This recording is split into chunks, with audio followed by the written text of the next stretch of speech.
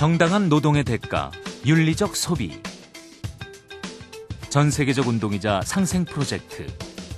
공정무역. 대화와 투명성, 상호 존중을 기반으로 한 공정무역은 네팔, 방글라데시, 인도 등 아시아 지역의 가난한 여성들에게는 새로운 삶에 대한 희망을, 자연주의 전통 기술을 추구함으로써 환경 파괴를 줄이고 생태계를 보호하는 역할을 하고 있습니다. 결국 공정무역의 궁극적인 목표는 바로 사람과 자연이 공존하는 세상. 우리나라 공정무역의 시발점이 된 페어트레이드 코리아 이미영 대표와 함께 공정무역의 모든 것을 알아봅니다.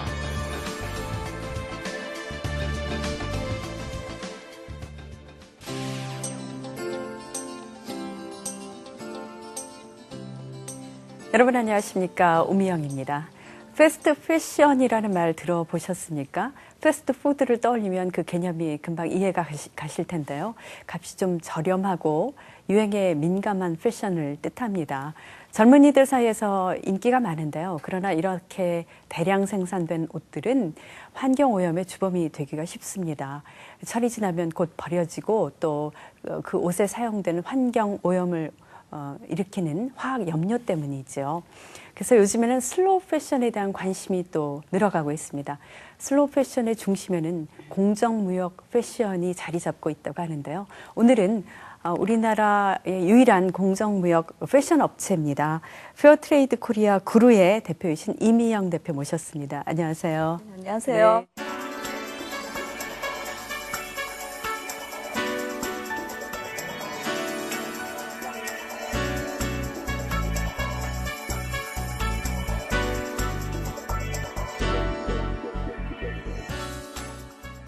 설명을 하다 보니까 조금 어려운 단어들이 꽤 나옵니다. 먼저 공정무역, 들어본 것 같지만 아직 잘 모르는 분들이 많을 것 같은데요. 공정무역에 대해서 먼저 설명을 해 주실까요? 공정무역이라고 하면 그냥 말 그대로 공정하게 거래하자라는 거고요. 역사로 따지면 한 60년 정도 됐는데 이게 전체 지구적으로는 계속 부는 증가하는데 네. 경제적인 부가 계속 증가함에도 불구하고 이 부자 나라와 가난한 나라의 이 빈곤의, 그러니까 이 빈부의 격차는 네. 계속 더 심화되는데 그 이유가 뭘까? 그 이제 무역에 문제가 있다. 그러니까 무역이 조금 더 공정해져야 된다라고 하면서 1%만 무역이 공정해져도 전 세계 10억의 절대적으로 가난한 빈곤층이 빈곤에서 탈출할 수 있다. 이렇게 보는 거죠. 그래서 공정무역이 이제 시작이 되게 됩니다. 네. 역사가 꽤 이제 긴 편인데요. 네네. 그동안은 사실 착한 커피, 공정무역 커피는 많이 소개가 됐던 것 같아요. 근데 저도 공정무역 패션은 처음 들어봤거든요. 우리나라에서는 유일한 공정무역 패션 업체인 네네, 거죠. 그렇습니다. 예. 어떻게 패션에 착안을 하셨어요? 공정무역과 관련해서? 사실은 이제 환경단체에서 10년 넘게 활동을 했었습니다. 그러면서 이제 그 전 세계에 이런 환경 운동을 하는 여성분들을 만날 기회가 많았는데요. 특히 이제 아시아와 아프리카에 그 여성들의 환경 보호 활동이 굉장히 활발합니다. 여러 가지 이제 예가 있을 수가 있는데 그분들의 활동을 보니까 이게 환경 문제가 빈곤 문제더라고요. 그리고 너무 가난하니까 환경 문제가 해결이 되지 않고 그래서 또 신경을 못 쓰는 거죠. 네네. 그리고 환경이 파괴되니까 결국은 그 파괴된 환경 문제로 인해서 가장 피해받고 영향을 받는 건 여성들이었어요. 네. 그러니까 주변의 산의 생태계가 파괴되니까 옛날에는 땔감을 구하러 가까운 곳에 나가서 숲에서 땔감을 구할 수가 있었는데 몇 시간을 걸어야 땔감을 구할 수 있거나 또는 집에서 먹는 물을 요리에 사용하는 물을 얻기 위해서 하루에 반나절을 이렇게 물동이를 입고 걸어야 하는 이제 이런 문제들이 굉장히 있더라는 거죠. 그래서 이게 환경을 제대로 살리려면은 이 빈곤 문제, 그 중에서도 여성의 빈곤 문제를 해결하는 게 너무나 중요하구나. 그랬을 때 뭔가 여성들의 빈곤 문제를 그냥 물고기를 주는 방식이 아니라 물고기 잡는 방법에 대해서 같이 고민하면서 경제적으로 해결할 수 있는 방법이 없을까 하면서 그 여성들이 가장 잘할 수 있는 사업이 뭘까? 그러면서도 주변의 환경을 파괴하지 않고 그리고 부가가치를 또 많이 남길 수 있는 이런 일이 뭘까 하다가 이제 패션에 대해서 주목을 하게 된 거죠. 네, 네. 그런데 그 이름이 회사명이 그 그루라는 이름이 이게 영어인가 했더니 우리말입니까? 네네. 어떤 그 나무 그루 그거 예, 말씀하시는 항구로 건가요? 도구로 할 때 그루인데 네네. 사실은 그 저희가 이름을 정한 게 시민 공모를 통해서 정했어요. 예, 그리고 또 저희하고 주로 일을 하는 파트너 생산자들이 있는 곳이 주로 이렇게 벵골 지역이에요. 네팔, 방글라데시, 인도 네네. 이쪽 지역인데 이쪽에선 그루 이렇게 얘기를 하면 뭐 영적인 스승, 아, 그렇죠. 네네, 네네. 숲의 신, 뭐 이런 의미가 있어서 네. 굉장히 좋은 이름이구나 이렇게 어허, 짓게 예. 됐어요. 그렇군요. 그래서 지금 그 친환경적으로 생산되는 옷을 공정한 무역을 통해서 지금 들여오고 있는 거죠, 우리가? 네네네. 어떤 과정을 통한 그런 그 제품들인지 소개를 좀 부탁드릴까요? 과정이 제가 지금 입고 있는 옷도 저희 회사에서 이제 나온 옷인데요. 네네. 이 옷 한 벌이 만들어지는데 보통 1년에서 1년 2개월이 걸립니다. 어떻게 네네. 그렇죠? 일단은 저희 생산자들이 그 여성분들이 가지고 있는 그 원료, 소재가 뭔지에 대한 파악이 우선 이루어져야 되고요. 그러면은 그거에 대해서 이제 일부 양을 그러니까 뭐 2m, 3m, 그다음에 뭐 여러 가지 부자재, 단추 뭐 등등을 다 수집을 해서 그거를 놓고 한국에서 저희 디자이너 분들이 작업을 하게 됩니다. 네. 그래서 샘플은 한국에서 만들어져요. 최종 이제 컨펌이라고 그러는데 이 정도 샘플이면은 되겠습니다. 이렇게 결정이 나면 그때부터 이제 옷감을 짜요. 그러니까 제가 입고 있는 옷도 배틀로 짠 직조입니다. 그러니까 수작업을 통해서 지금 네네네. 이루어지는군요. 정말 그 핸드메이드. 수공의 옷이다 이렇게 보시면 되고요. 진짜 한 땀 한 땀 네. 정성 들여 만든 옷이죠. 그래서 옷감을 짜는데 저희가 뭐 예를 들면 한 300m 정도의 옷감이 필요하다라고 하면 염색을 하는 과정까지 하면 보통 3개월 정도 시간이 소요가 됩니다. 그러니까 그런 과정을 다 밟다 보면 최소한 1년, 길게는 1년 2개월 정도. 네, 정말 지금 보니까 아주 시원한 감인데 이런 천연 소재 말씀하시는 거겠죠, 네네. 당연히. 네네. 그러니까 천연 소재를 또 천연 방식으로 염색도 했을 테고 손으로 만들어서 우리한테 도달되기까지 정말 어려운 과정인데 그렇다면 굉장히 고가인 것 아닌가 하는 생각이 먼저 드는데 어떻습니까? 고가로 팔고 싶습니다, 솔직히. 왜냐하면 사실 뭐 한국에서 정말 전통적으로 이렇게 직조를 해서 뭐 예를 들면 한산못이라던가 이건 굉장히 정말 고가의 그렇죠. 훌륭한 예. 명품이잖아요. 한국의 명품. 근데 아직까지는 아시아의 저희 생산자 장인들께서 만드시는 이런 제품들이 그 정도의 가치를 인정받고 있지는 못하는 것 같아요. 그리고 또 저희가 중간 유통을 거치지 않고 직거래로 또 생산자들한테 보다 많은 임금을 지불하면서 진행을 이제 하고 있기 때문에 한 중가 정도의 가격. 네, 그러니까 네. 제가 입고 있는 이 원피스가 한 8만 원대. 아, 예, 예. 근데 사실은 이제 더 비싸게 팔고 싶긴 합니다.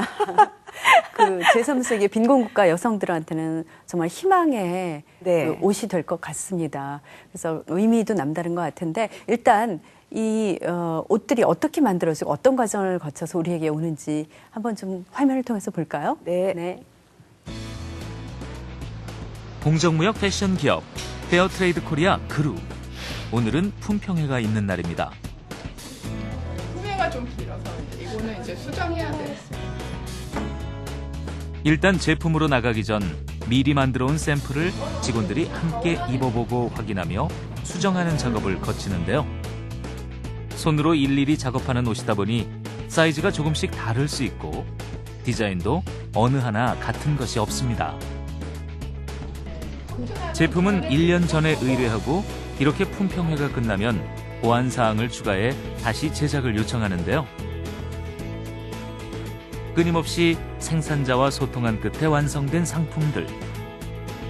주로 여성들이 한 땀 한 땀 정성 들여 만든 것들입니다.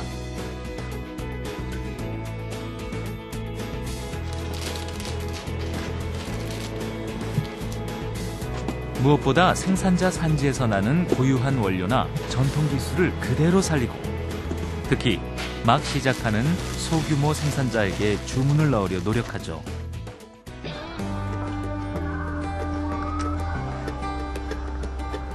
생산자에겐 노동에 대한 정당한 가격을 보장하고 소비자에게는 이로운 상품을 건네는 거래. 공정무역 브랜드 그루에는 단지 유기농 의류만 있는 것이 아닙니다. 패션 소품하며 생활용품과 장난감, 초콜릿 등 무려 제품 수가 600여 종에 달하는데요. 어떤 소재인지, 어디서 제작한 것인지 친절한 설명도 곁들여줍니다. 저렴한 제품은 여기 있는 지금 천연 염색으로 수박을 만드는 거예요. 이건 굿즈라는 천연 소재로 만들어졌어요. 방글라데시에서 직접. 고객들은 자신이 구매한 돈이 결국 전 세계 어려운 사람들을 돕게 된다는 점에서 행복한 소비를 실감하게 되는데요. 좋은 물건이 들어오기 무섭게 찾아오는 마니아층도 늘고 있습니다. 사실 요즘에 착한 소비라는 이야기가 많이 들리는데 저도 어떻게 하면 착한 소비를 할 수 있을지 많이 고민을 하거든요. 근데 공정무역이라는 좋은 루트를 알게 됐고 그걸 통해서 구루를 자주 방문을 하고 있어요. 네, 뭐 저의 이런 작은 소비가 그분들한테 큰 도움이 될 거라고 생각하기 때문에 또 그렇게 기쁘게 공정무역을 많이 하고 있습니다. 값비싼 브랜드보다 사람의 이야기를 먼저 생각하는 것. 그 이야기가 있는 물건이 사람과 사람을 잇고 자연과 함께하는 아름다운 미래를 만들어가고 있습니다. 네, 화면을 통해서 보니까 소비자의 만족도도 꽤 높아 보이고요. 디자인이 상당히 생각보다 다양합니다. 네. 그 디자인부터 여러 가지 신경 쓰는 게 많으신 모양이에요. 저희가 쉽게 접할 수 있는 소재하고는 좀 더 차이가 있습니다. 물론 한국에도 뭐 100% 면이 있기는 하지만 사실 최근에 면 제품이나 뭐 실크 양모 제품이 100%인 경우는 맞지가 않거든요. 뭐 이렇게 화학 소재를 많이 아무래도 섞어서 그렇죠. 예, 가공을 해서 사용을 하는데 저희는 이제 가공이 없고 100% 천연 소재이다 보니까 그리고 또 이 배틀직조가 갖는 그 특성이 있어요. 그래서 이런 소재의 특성을 파악하는 게 디자인 전 단계에서 굉장히 중요합니다. 그 다음에 그 생산자들이 가지고 있는 시설, 그러니까 예를 들면 전동 미싱을 쓰실 수 있는지, 아니면 네. 수동 미싱인지, 아니면은 꼬매는 것까지도 다 수작업으로 하시는지, 뭐 버튼의 구멍을 단축 구멍을 만드는 것도 핸드 스티치를 하시는지, 아니면 기계를 그 정도는 사용하실 수 있는 조건인지 이런 게 다 파악이 돼야 거기에 맞는 디자인이 구현이 되거든요. 예를 들면 자크를 구하기가 어려운 곳에 자크가 달려있는 옷을 만들 수는 그렇죠. 없잖아요. 예. 그다음에 저희가 단추 같은 것도 가급적이면 그 지역에서 생산될 수 있는, 만들 수 있는 소재를 권장을 합니다. 그래서 네팔 같은 경우는 버팔로라고 하는 소의 뿔을 이용해서 버튼을 만들기도 하고요. 네. 그다음에 뭐 코코넛 열매의 네. 껍질을 이용한 버튼이라던가 조개 껍질을 이용한 버튼이라던가 이런 자연 소재 버튼을 가공하고 디자인하는 것까지도 다 신경을 써서 저희들이 제작을 하고 있습니다. 아, 정말 여러 가지 복잡한 그 고려가 있었다. 네네네. 옷 하나에 그런 걸 알 수가 있는데 그 화면을 통해서 보니까 세계 공정무역의 날 이런 페스티벌 행사도 있나 봐요. 네네. 그 얘기도 좀 해주시죠. 세계 공정무역의 날 행사는 이제 한 20년 정도 됐습니다. 공정무역이 점점 알려지고 굉장히 소비자들이 많이 이해하게 되고 생산자들도 늘어나면서 전 세계적으로, 그러니까 생산자가 있는 나라, 가난한 나라뿐만 아니라 소비자가 있는 나라까지 캠페인을 하는 날인데요. 매년 5월 둘째 주 토요일이 세계 공정무역의 날이고요. 저희도 뭐 캠페인을 굉장히 크게 하고 있고요. 네. 외국 같은 경우는 뭐 영화제를 하기도 하고 마라톤을 하기도 하고 굉장히 유명한 디자이너들이 이 페어트레이드라고 하는 공정무역이라고 하는 주제를 가지고 패션쇼를 열기도 합니다. 우리는 여전히 조금은 좀 열악한 현실 같은데 특히 네. 패션은 이제 유일한 업체로 지금까지 계시는 거군요. 다른 업체는 왜 좀 관심 갖지 않을까요? 일단은 이 과정이 너무나 어렵고요. 일단은 가격 문제가 있습니다. 그러니까 보통 이제 이런 패션을 하시는 브랜드들이 적용할 수 있는 원가하고는 비교가 되지 않게 비싸고요. 네네. 일단 뭐 소재부터 해서 그분들에게 드린 임금 조건까지 네. 따져 보면은. 그다음 두 번째는 접근성 문제가 있죠. 굉장히 이제 열악한 곳에 소규모로 이런 공동체들이 존재를 하기 때문에 네네. 핸들링하는 게, 그러니까 그거를 이렇게 관리하는 게 쉽지가 않죠. 하기는 처음 그 패션을 하겠다고 생각했을 때 어느 제3세계 어느 나라를 어떻게 가서 해야 될까 상당히 막막했을 것 같습니다. 네네. 그 어떤 과정을 거쳤는지 그 얘기도 좀 해주시죠. 처음에 이제 생산자를 발굴하고 또는 기존에 존재하는 생산자분들과 연결되고 네. 하는데 도움이 됐던 거는 제가 그 전에 이제 환경단체에서 활동을 하면서 그래도 좀 세계적으로 활동하는 분들하고 네트워크가 있었던 게 도움이 됐고요. 네. 그다음에 정말 도움이 됐던 거는 일본에 저희와 같은 패션을 하는 사회적 기업이 있으셨어요.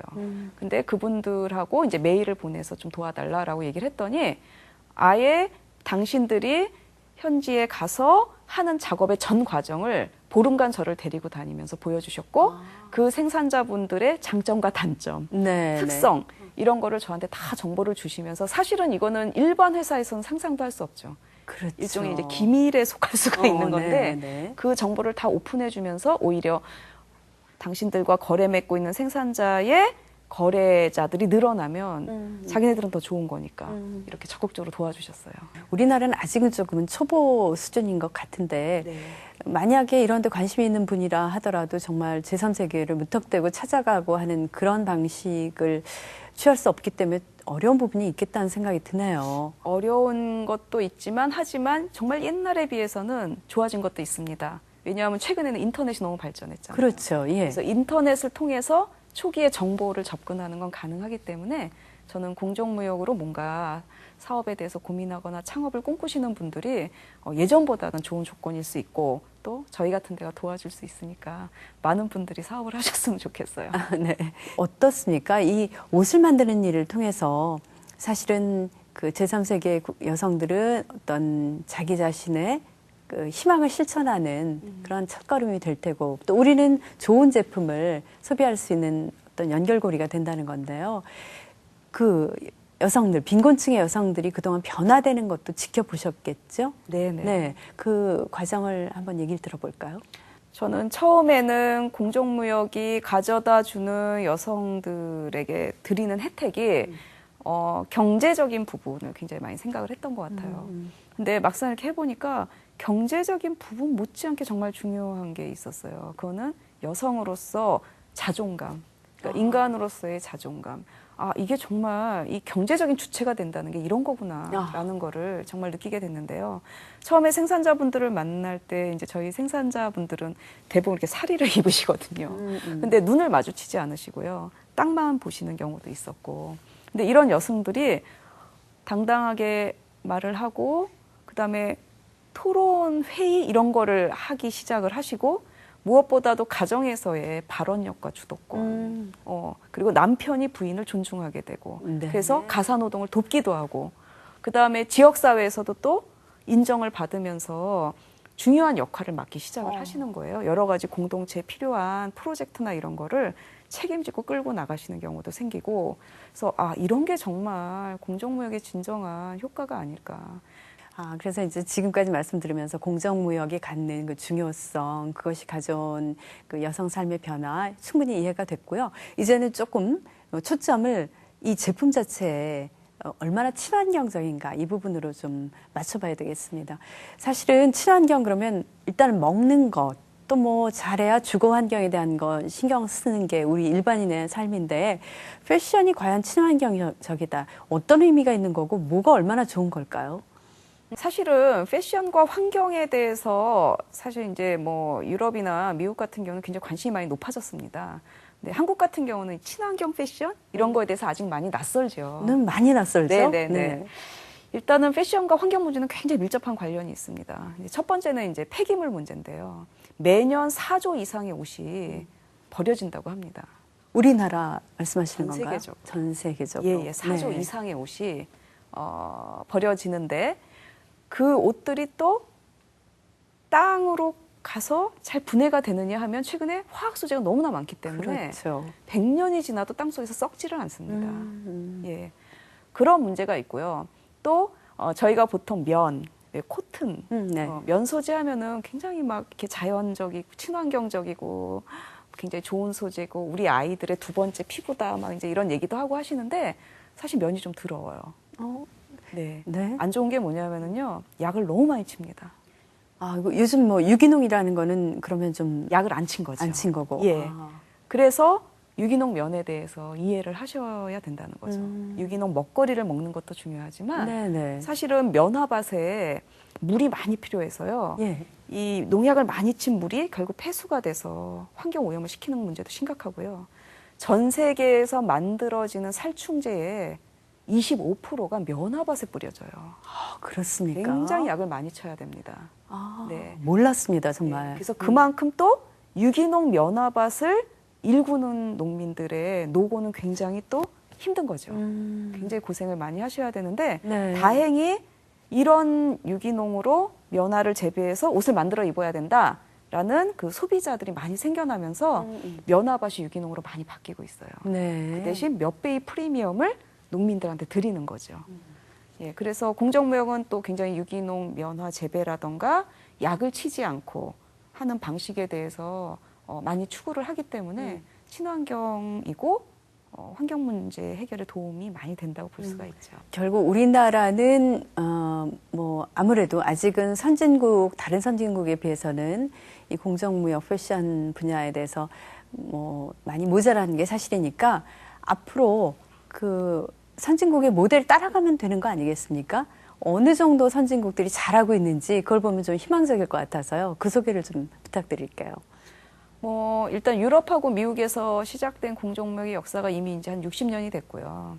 근데 공정무역도 여러 가지 이제 우여곡절을 겪게 됩니다. 그러니까 처음에는 사실 이게 자선의 의미가 약간 확대된, 그래서 뭐 난민이라던가 너무나 불우한 처지에 있는 네. 이런 분들의 수공예품이라던가 식품들을 들여와서 뭐 교회, 성당, 뭐 바자회 이런 데서 판매를 하던 게 시작이었어요. 그때는 그 제품이 정말 좋아서라기보다는 좀 따뜻한 마음을 나누기 도와주기 위해서 위해서. 예, 약간 자선의 의미가 컸기 때문에 이게 시장에서 커지면서는 이런 이미지를 극복하는데 굉장히 많은 시간이 걸렸습니다. 그래서 저희한테도 그런 식의 접근은 굉장히 문제가 생길 수가 있다. 그래서 이 제품의 질과 디자인과 이런 게 너무나 중요하다라는 얘기를 했고요. 그런 과정을 통해서 지금 굉장히 우수하게 평가를 받는 그런 공정무역 브랜드들이 많이 생겨났죠. 네. 전체 규모는 그 공정무역이 이렇게 인증 마크가 있습니다. 유럽에서 만든 네. 그 인증 마크를 통해서 확인된 것만 한 7조 정도 되는데요. 실제 인증 마크를 통하지 않고 거래되는 공정무역이 굉장히 많거든요. 그것까지 다 하면은 10조 이상의 규모는 되는 것 같습니다. 현재. 그럼 상당히 이제 사업적으로도 희망을 갖고 뭔가 도전해 볼 만하다는 생각도 듭니다. 이 네네. 단계에 이르러서. 그렇지만 역시 조금 한계랄까요? 문제점 이런 부분도 여전히 좀 느끼고 계실 텐데 그런 부분이 있으면 좀 얘기해 주실까요? 문제점이라기보다는 좀 이제 한계라고 보여지는 거는 비슷한 말일 수는 있겠지만 일단 이 무역은 저희들의 실력만으로 가는 건 아니거든요. 그러니까 생산자와의 파트너 관계, 생산자의 그렇죠. 조건, 처지 이런 게 굉장히 중요하기 때문에 동반 성장을 천천히 해가야 됩니다. 그래서 급속하게 빠른 성장은 사실은 현실적으로 어렵다라는 거고요. 특히 저희 공정무역 패션 같은 경우는 식품하고는 또 좀 다르게 굉장히 소량 다품종 생산이다 보니까 그렇죠. 일단은 뭐 대량 생산이 어려운 문제. 근데 대량 생산이 어렵기 때문에 사실은 대량 생산의 문제점을 극복할 수 있는 대안으로 부각이 되고 있어서 네, 이게 네. 이제 우리의 정체성이다. 이렇게 보고 있고요.